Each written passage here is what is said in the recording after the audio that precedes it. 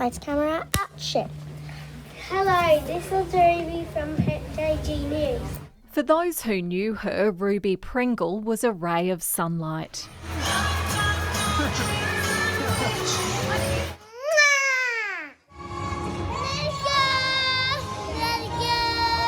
But the 6-year-old, described as the kindest of children, was hit with the cruelest of cancers. A weekend at the coast raised red flags when Ruby suddenly couldn't walk on sand. Every step she took, she fell. The local hospital delivered shattering news. So they got us and took us into another room and told us that they'd found a mass in Ruby's brain.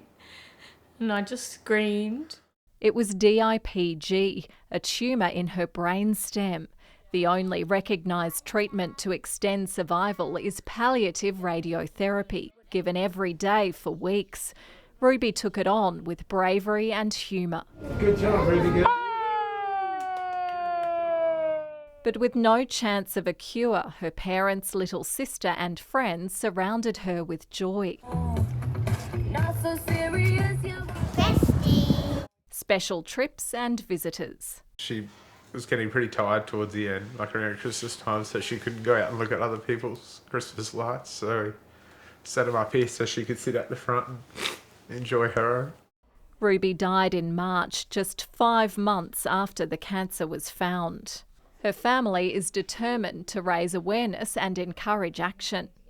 It needs so much more attention. It's the deadliest childhood cancer. And it's a cop-out that people say it's rare. It's not rare. If it happened to you, you wouldn't think it was rare. Research scientist Matt Dunn's eldest daughter Josie also died from DIPG. He says she was articulate and engaging, his best little mate. We all miss her terribly, but she was probably put here for a reason, and that's to do all that she could to make sure that patients in the future diagnosed with DIPG are not faced with the same hopeless prognosis of 9 to 11 months. His Newcastle lab is using donated tumours to unlock the secrets of the disease and develop new treatments. Our funding rates are historically low, and they're much lower than our other first world country counterparts. DIPG is so lethal it's responsible for 20% of childhood cancer deaths. But much of the funding for research comes from charities set up by devastated families. They say the federal government needs to do more.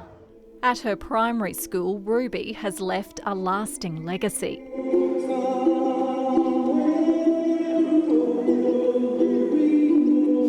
They've added kindness to their values.